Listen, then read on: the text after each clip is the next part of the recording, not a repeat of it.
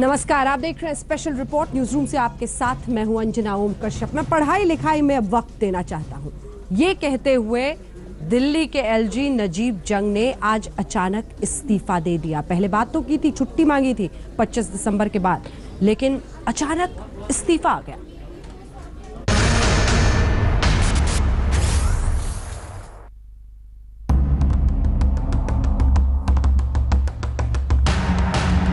नरेंद्र मोदी सरकार दिल्ली की सरकार को फेल कराना चाहती है। हमारे को फेल करने में, हमारे को बदनाम करने में बहुत बड़ी बड़ी ताकतें लगी हुई हैं। ये एक ड्रामा हमारे सामने हो रहा है और इस ड्रामे की एक अपनी लॉजिकल एंड हो जाएगी। तो सीन 1, एक्ट 1, एक्ट 2, सीन 1 ये चल रहा है हमारे सामने और हम इस पूरे ड्रामे के किरदार निभा रहे हैं। दिल्ली सल्तनत में एक जंग पर अब विराम लग गया।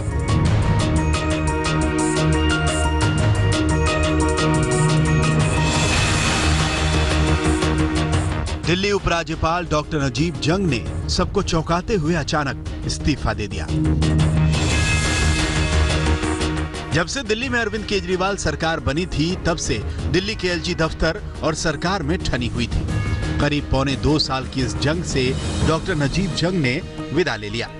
नजीब जंग का कार्यकाल अभी 1.5 साल बचा था, लेकिन सबको चौंकाते हुए उन्होंने अचानक केंद्र सरकार को अपना इस्तीफा भेज दिया। और उनका कहना यह है कि मैं अब 66 साल का हो गया हूं और लगभग पिछले 45 वर्षों से सरकार में काम कर रहा हूं, इसलिए मैं आराम करना चाहता हूं, अपने परिवार के साथ, अपने ग्रैंड चिल्ड्रन के साथ समय व्यतीत करना चाहता हूं, इसलिए उन्होंने ये फैसला लिया है। अच्छा, उन्होंने किस तरह से इस्तीफा दिया? क्या उन्होंने खुद जाकर के इस्तीफा दिया या फिर फैक्स से, विशेष दूत के माध्यम से?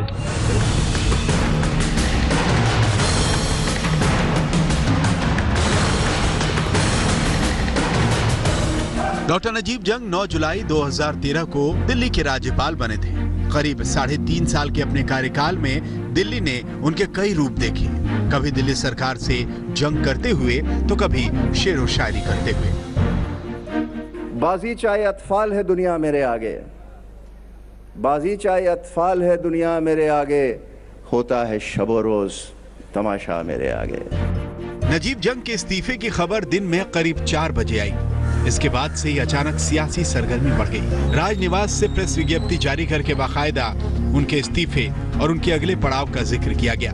विज्ञप्ति में कहा गया है, एलजी नजीब जंग ने भारत सरकार को अपना इस्तीफा सौंप दिया है। उन्होंने अपने कार्यकाल के दौरान सहयोग के लिए प्रधानमंत्री को धन्यवाद किया है। जंग ने खास तौर से 1 साल के दिल्ली के राष्ट्रपति शासन के दौरान सहयोग को लेकर दिल्ली की जनता का धन्यवाद किया है।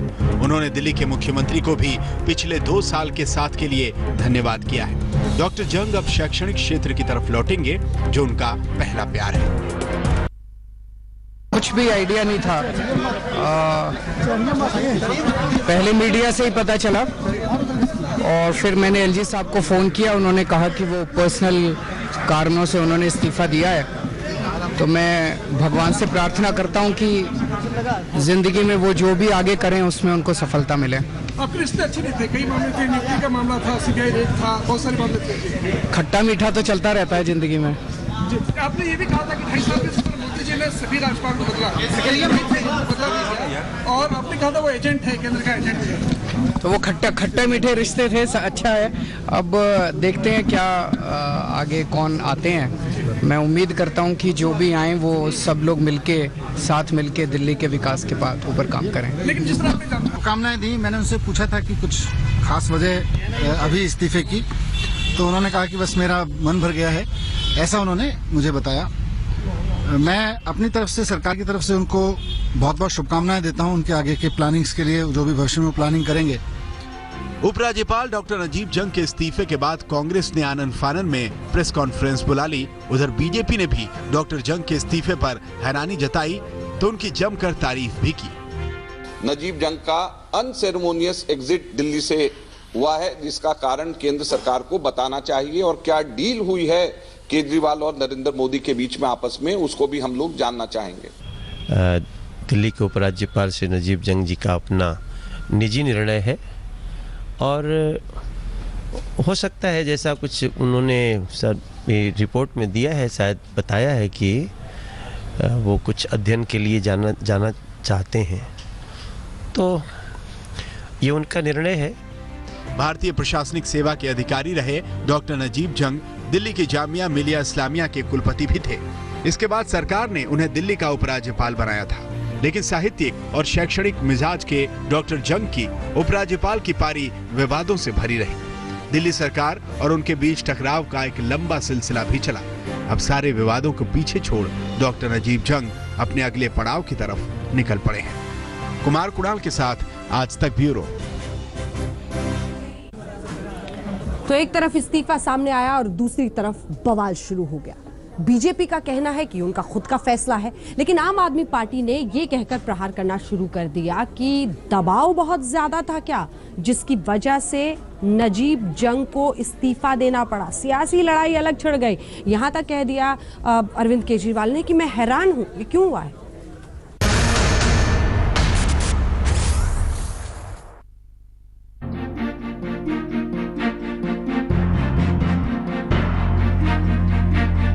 दिल्ली की सरकार के दो सत्ता केंद्र, एक मुख्यमंत्री अरविंद केजरीवाल तो दूसरे उपराज्यपाल डॉक्टर नजीब जंग। सत्ता के ये दोनों केंद्र कभी दूध और पानी की तरह मिलकर एक रूप नहीं हो पाए, बल्कि तेल और पानी के मेल की तरह हमेशा अलग अलग ही रहे। पावर को लेकर इन दोनों में खूब जंग चली। मुख्यमंत्री अरविंद केजरीवाल ने बार बार नजीब जंग पर अपनी भड़ास निकाली। उसमें एलजी साहब भी फंसे हुए हैं ट्रांसपोर्ट स्कैम के अंदर। तो पहले एलजी साहब उनकी सांस फंसी हुई थी ट्रांसपोर्ट स्कैम वाले में, अब वो उनके जो आका हैं जेटली साहब, एलजी साहब के, उनको बचाने की कोशिश कर रहे हैं। दिल्ली में आम आदमी पार्टी की सरकार जब से बनी तब से उसका उपराज्यपाल दफ्तर से टकराव बना ही रहा। दिल्ली के 15 वकीलों की नियुक्ति को लेकर केजरीवाल और जंग में विवाद रहा। केजरीवाल सरकार ने दिल्ली की विधायक निधि में इजाफा किया था, लेकिन उसकी फाइल एलजी ने लौटा दी थी। इस पर भी विवाद हुआ। दिल्ली में मुख्य सचिव और सचिव स्तर के अधिकारियों की तैनाती पर भी एलजी और केजरीवाल सरकार के बीच तनातनी चली। डीसीआरसी प्रमुख को हटाए जाने के दौरान भी केजरीवाल और जंग में ठन गई। एसीबी चीफ के तौर पर मुकेश मीणा की नियुक्ति को लेकर भी जंग और केजरीवाल के बीच तकरार हुई। दिल्ली महिला आयोग की अध्यक्ष स्वाति मालीवाल की नियुक्ति की फाइल भी जंग ने लौटा दी थी। वजह ये बताई थी कि नियुक्ति से पहले केजरीवाल ने उनसे अनुमति नहीं ली थी। केजरीवाल और एलजी के बीच जंग को लेकर दिल्ली हाईकोर्ट ने अपने फैसले में कहा कि उपराज्यपाल ही दिल्ली का बॉस होगा। दिल्ली सरकार को महत्वपूर्ण फैसलों में उपराज्यपाल की अनुमति लेनी अनिवार्य होगी। दिल्ली सरकार से एलजी की जंग लगातार चल रही थी, लेकिन अचानक नजीब जंग ने इस्तीफा क्यों दे दिया? उन्होंने अपनी मर्जी से इस्तीफा दिया या फिर जबरन इस्तीफा मांगा गया? ये सवाल अब उठने लगे हैं। क्या ऐसा कारण है, या वो अपने आरएसएस के कहने पे या भाजपा के कहने के ऊपर किसी उनके इशारे के ऊपर किसी को लगाना चाहते हैं? तो जो भी ऐसा एक कदम है उसके बारे में केंद्र सरकार को बताना चाहिए। आपने अक्सर कभी जंग को हिटलर बुलाया तो कभी बीजेपी का एजेंट। इस पूरी पृष्ठभूमि के मद्देनजर ये थोड़ी हैरानी की बात है कि जंग के इस्तीफे ने गृह मंत्रालय को भी सख्ते में डाल दिया। जिस वक्त नजीब जंग के इस्तीफे की खबर आई, उस वक्त वो दिल्ली के मुख्य सचिव MM कुट्टी से बातचीत कर रहे थे। हालांकि गृह सचिव ने इस बात से इनकार किया कि नजीब जंग पर इस्तीफे के लिए दबाव था। उन्होंने कहा कि डॉक्टर नजीब जंग ने अपनी मर्जी से ही इस्तीफा दिया है। मौसमी सिंह और रोशनी ठोकने के साथ अंकित त्यागी, दिल्ली आज तक। नजीब जंग के साथ दिल्ली सरकार की जंग को फिलहाल लग गया पूर्ण विराम, लेकिन एक जंग है जो देश में रुक नहीं रहा है। शुरू नोटबंदी से इसकी शुरुआत हुई थी, लेकिन अब ये जबरदस्त तरीके से भ्रष्टाचार के निजी आरोपों तक पहुंच गया है। जी हां, राहुल गांधी का प्रहार, प्रधानमंत्री का जवाब और जवाब में व्यंग्यबाण। देखिए।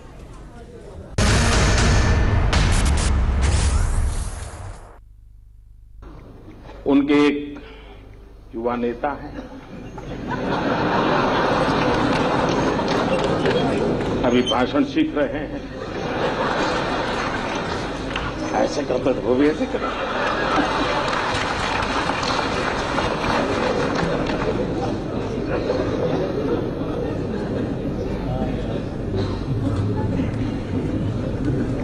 जब से उन्होंने बोलना सीखा है और बोलना शुरू किया है, मेरी खुशी का कोई पार नहीं है।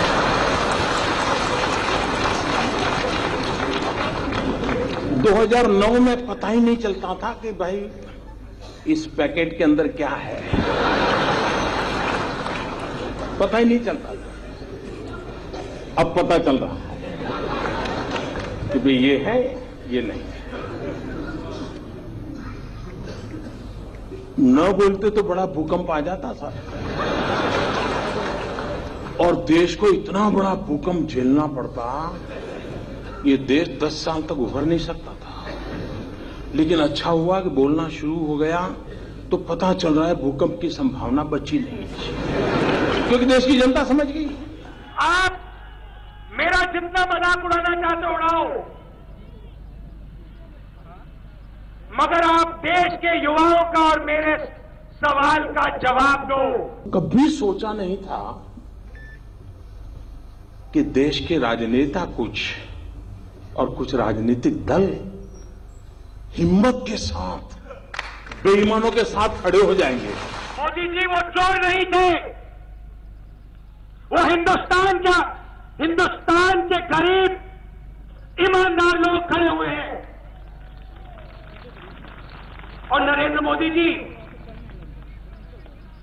उस लाइन में मुझे एक अमीर व्यक्ति नहीं दिखाई दिया, उस लाइन में मुझे एक सूट-बूट वाला नहीं दिखाई दिया। वो लोग आपके जहाज में दिखाई देते हैं, आपके साथ चीन जाते हैं, से पैसा खींचो, 50 परिवारों को खींचो। इन दिनों संसद में आपने देखा होगा, तू मैं, तू मैं। तो इन लोगों को पीछे से मुझे अब समझ आया ये होहल्ला किसकी भलाई के लिए किया जा रहा है। 1% लोगों से 99% लोगों से पैसा खींचो, 50 परिवारों को खींचो। किसी का काला धन खुल रहा है तो किसी का काला मन खुल रहा है। जब किसान अपने बच्चों की फीस देता है या अस्पताल में इलाज करवाने अपने माता पिता को ले जाता है, क्या वो टेलीफोन से पैसा देता है? नहीं, वो कैश में देता है। ब्रेक के उस पार काले धन के कुछ और कुबेर कहां पकड़ा रहा है, कैसे और कितना।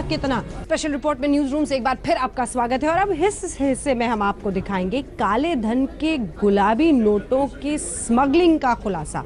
मुंबई में जीन्स से गुलाबी गड्डियां मिली हैं। संभल उत्तर प्रदेश में गाड़ी में गुलाबी नोटों की पूरी खेप जा रही थी। देखिए,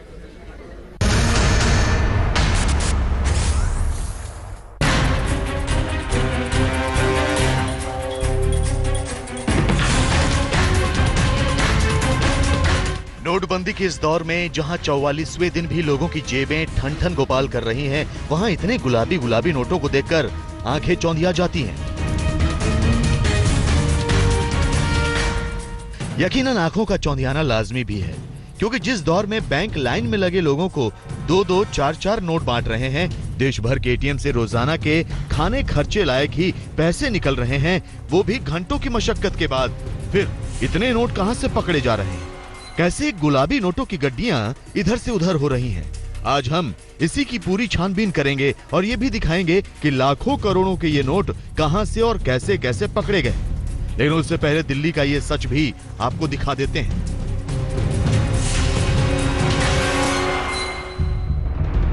ये है दिल्ली के पौष इलाके सुखदेव विहार की सेंट्रल बैंक ऑफ इंडिया की ब्रांच।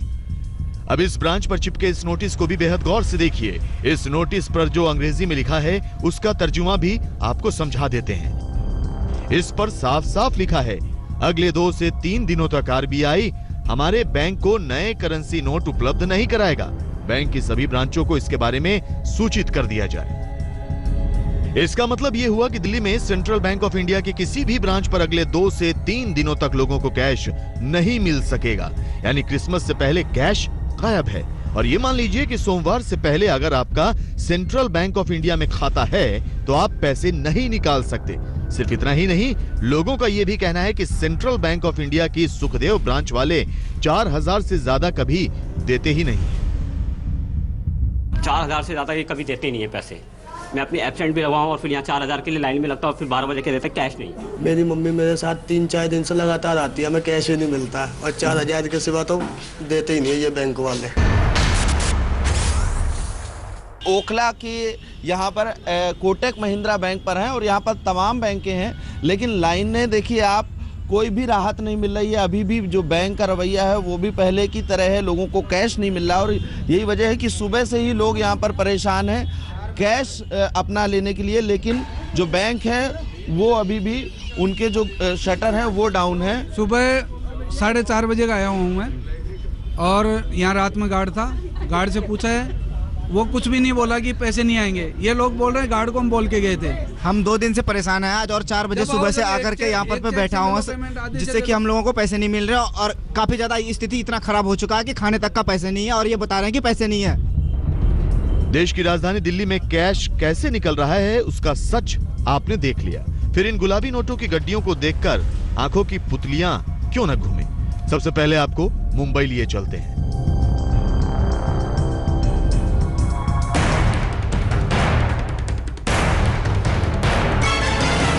कभी आपने नोटों की स्मगलिंग देखी है, लेकिन यहाँ गुलाबी नोटों की स्मगलिंग हो रही है। आप देख सकते हैं कि कैसे जीन्स के अंदर से गुलाबी नोटों की गड्डियां निकल रही हैं। तस्वीरें मुंबई एयरपोर्ट की हैं। यहाँ एक शख्स 28 लाख के 2-2 हजार के नोटों की गड्डियों को दुबई ले जाने की कोशिश कर रहा था, लेकिन मुंबई एयरपोर्ट पर चेकिंग के दौरान नई करेंसी का भांडा फूट गया।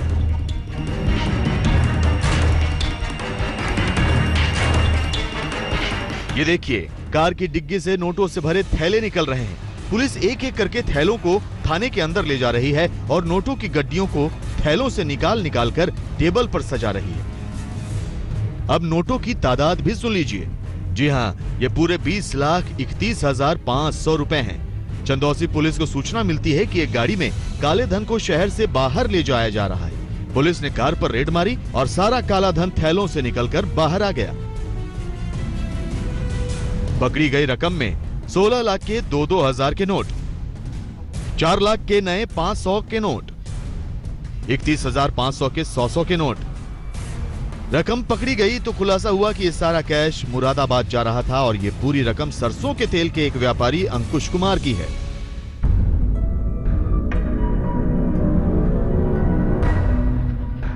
गुलाबी नोटों की इस खेप को बीएसएफ की रेड में पकड़ा गया है। असम के हिल्स एरिया में बीएसएफ एक ऑपरेशन चला रही है जिसमें काले धन की बरामदगी हुई है। हम आपको बता दें कि 29,66,000 के नए नोटों को 2 लोग बाइक पर ले जा रहे थे। ये लोग साउथ गारो हिल्स एरिया की तरफ से दालू मेघालय हिल्स की तरफ जा रहे थे, लेकिन बीच में ही पकड़ लिए गए। बीएसएफ ने 2 लोगों के साथ अब उस पूरी रकम को पुलिस के हवाले कर दिया है और जांच चल रही है। आज तक ब्यूरो। खुला बोरा और निकला गुलाबी नोटों का खजाना, ये तो हुआ राजस्थान में। लेकिन आइए आपको दिखाते हैं हरिद्वार में कैसे गंगा में ही विसर्जित कर दिया साहब ने काला धन।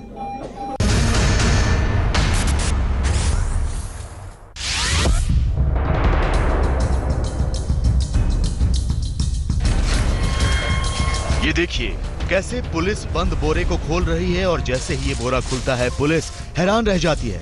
जी हाँ, बोरे से निकलती हैं गुलाबी नोटों की गड्डियां। अब पुलिस इन्हें पॉलिथीन में पैक करती है और टेबल पर सजाकर पूरा खुलासा करती है। जी हाँ, तस्वीरें राजस्थान के जोधपुर की हैं। पुलिस की स्पेशल इन्वेस्टिगेशन टीम सुबह अलर्ट पर थी, तभी एक ट्रक वहां से गुजरता है। ये टीम ट्रक की तलाशी लेती है तो एक बोरा देखकर हिल जाती है। इस बोरे में नोट ही नोट भरे थे। हम आपको बता दें कि इस बोरे से निकलते हैं 24 लाख के 2-2 हजार के नोट, 11 लाख के 100, 50 और 20 के नोट, कुल 35 लाख की नकदी बरामद। अब ट्रक ड्राइवर से पूछताछ होती है। वो खुलासा करता है कि वो जोधपुर से मूंगफली लेकर भरतपुर गया था और वहां से मूंगफली के रुपए लेकर वापस लौट रहा था। ये पूरा कैश उसे मथानिया नाम के एक व्यापारी को देने थे। अब इस कैश को देने वाले ने कैसे इतनी बड़ी नई करेंसी का इंतजाम किया, ये उसे नहीं मालूम। हमने एक ट्रक RJ19 GE 7680 को डिटेन किया था। उसके कैबिन से हमें 35,30,000 रुपये बरामद किए हैं। पुलिस को ये हजार और 500 के पुराने नोट गंगा किनारे से मिले हैं। अब पुलिस इनकी गिनती कर रही है और इनकम टैक्स डिपार्टमेंट को सौंपने जा रही है। इसके बाद थैले में, प्लास्टिक के थैले में 1000 के और 500 के पुराने नोट मिले हैं, जिनमें से कुछ तो बह गए, संभवतः 30,000 के आसपास होंगे वो, और बाकी ये 4,25,000 मिल गए हैं। इसमें कुछ नोट जले हुए भी हैं। मुझे ऐसा लगता है कि इनको तवे पे सुखाने का प्रयास किया गया है। पुलिस ने जिस शख्स से ये नोट बरामद किए हैं उसका कहना है कि गंगा में बहते हुए उसे ये नोट मिले थे। 4,35,000 के ये नोट, जिनमें कुछ जले हुए भी हैं, जिन्हें आग पर सुखाने की कोशिश की गई और वो जल गए। 19 तारीख को शाम को पानी कम था, तो मैं थोड़ा गंगा जी के किनारे ढूंढने गया। बिल्ला घाट के पीछे वाले घाट पे जो है ना, भारी जो है एक पोटली में बंधी हुई थी ये, तो उनको सबको दिखाया मैंने, भाई यार गंगा जी में मेरे को ऐसे पैसे मिले। पुलिस थाने में रखे 500 के ये नोट और 100 के नोट नकली हैं और ये सारे नोट ग्वालियर से पकड़े गए हैं। चलिए अब नकली नोटों के इस सिंडिकेट का पूरा खुलासा करते हैं। सिगरेट की दुकान पर एक शख्स 500 का नया नकली नोट लेकर आता है और पुलिस उसे पकड़ लेती है। जांच शुरू होती है कि 2 लोग पकड़े जाते हैं जिनके पास से करीब 13,000 के नकली नोट बरामद हुए हैं। अब पुलिस इस गैंग के सरगनाओं जैकी और बबलू की तलाश कर रही है ताकि नकली नोटों के पूरे सिंडिकेट का खुलासा हो सके। आज तक ब्यूरो। अभी लेकिन सबसे बड़ी परेशानी यही है कि 44वें दिन भी लाइन में परेशानियां खत्म नहीं हो रही हैं। खून खराबे की नौबत आ रही है। एक बुजुर्ग खड़े थे, उनकी फिर मौत हो गई। देखिए।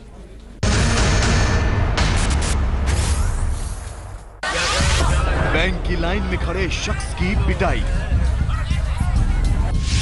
बैंक के अंदर खून से लथपथ युवक।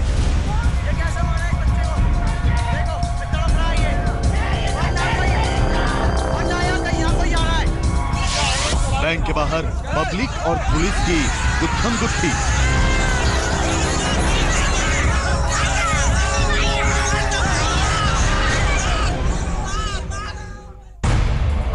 नोटबंदी के 44वें दिन भी देश भर से कुछ ऐसी ही तस्वीरें सामने आ रही हैं। कहीं लोगों का हुजूम कैश के लिए कतारों में खड़ा है, तो कहीं उनका धैर्य जवाब दे रहा है। फिर सड़कों पर आक्रोश फूट रहा है। पुलिस वालों से भिड़ंत हो रही है और तो और मार पिटाई तक की नौबत आ रही है।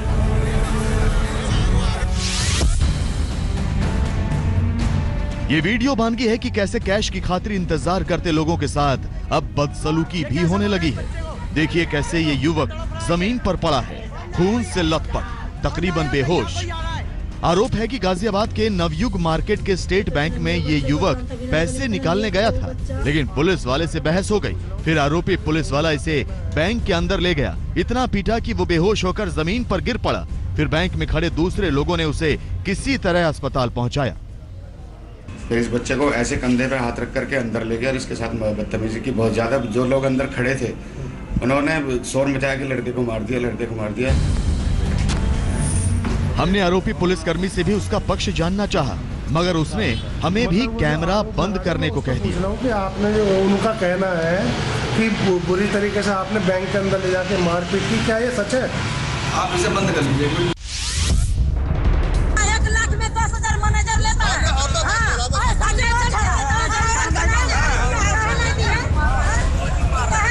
जी हाँ, ये आरोप है बिहार के महाराजगंज में बैंक के चक्कर काट रहे लोगों का, जिनके मुताबिक बैंक वाले पैसा जमा नहीं कर रहे और कर भी रहे हैं तो बदले में मांग रहे हैं घूस या कहें कमीशन। ऐसे में पब्लिक का गुस्सा तो भड़कना ही था।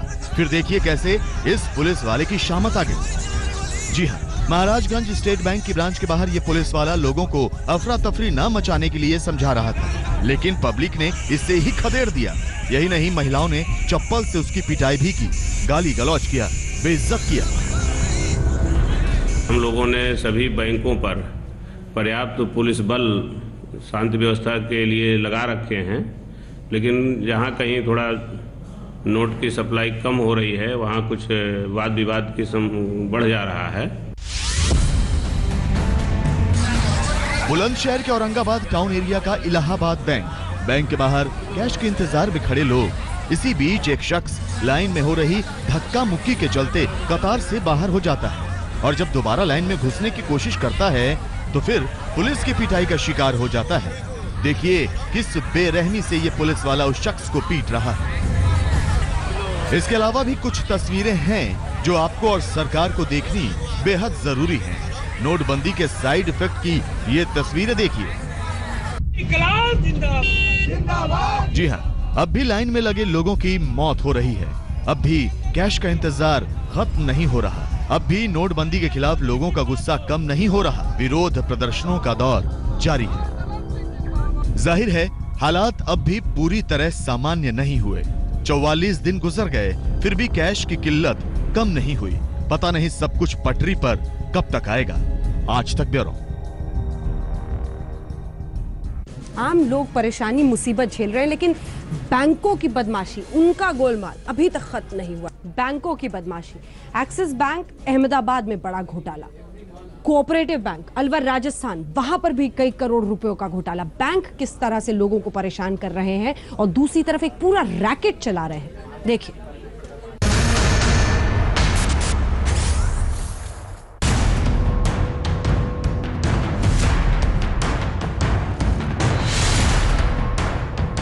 यह है अहमदाबाद के मेमनगर इलाके का एक्सिस बैंक। आप देख सकते हैं कि इस ब्रांच से जांच टीमें फाइलें लेकर निकल रही है। बुधवार यहां इनकम टैक्स की रेड पड़ी और गुरुवार की सुबह तक चलती रही। सूत्रों से मिली जानकारी के मुताबिक एक्सिस बैंक के इस ब्रांच से 19 संदिग्ध अकाउंट मिले हैं, जिसमें नोटबंदी के बाद 89 करोड़ रुपए डिपॉजिट किए गए हैं। सिर्फ इतना ही नहीं, इन अकाउंट से रुपए दूसरे खातों में धड़ाधड़ ट्रांसफर भी किए गए हैं। इस तरह से एक्सिस बैंक पर एक और बट्टा लग गया है।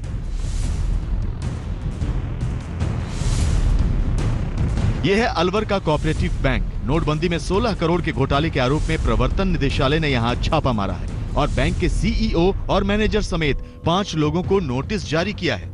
नोटिस में बैंक से पिछले 44 दिनों में हुए लेन देन की जानकारी मांगी गई है। साथ ही घोटाले के शक के चलते बैंक का चेक क्लियरेंस रोक दिया गया है।